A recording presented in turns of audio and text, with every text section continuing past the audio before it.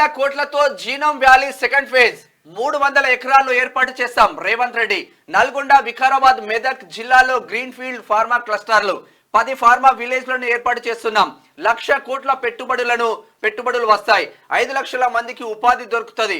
Bio Asia సదస్సు 2024లో CM వెల్లడి. Pharma రంగం అభివృద్ధి చెందుతుంది నిజంగా. అంటే వ్యాక్సిన్ తయారీలో కూడా హైదరాబాద్ ముందుంది కాబట్టి ఆ కోణంలో ముందుకెళ్తా ఉంది. 2,000 కోట్లతో చేస్తారంట. ఇక జిఎన్ఎంపీ మీటింగ్ కు ఏపీ డుమా కొట్టింది. మార్చి 1కి సమావేశం వాయిదా.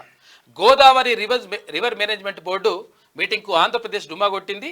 తమ రాష్ట్ర ముఖ్యమంత్రితో సమావేశం ఉన్న నేపథ్యంలో మంగళవారం నిర్వహించే మీటింగ్ కు రాలేమని 3 రోజుల క్రితమే బోర్డుకు ఏపీ ఈఎన్సీ లేఖ రాశారు.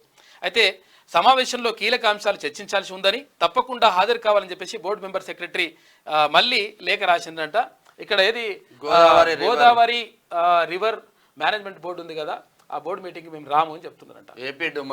అంతకుముందు ఏం చేసిండు కాక, ఏం చేసిండు, మీకు కృష్ణా వాటరే కాదు గోదావరి నీళ్ళు కూడా ఇస్తామని చెప్పి చెప్పిండు. ఏదైనా ఇచ్చేస్తాడు కాక, చేపల కూర తిని.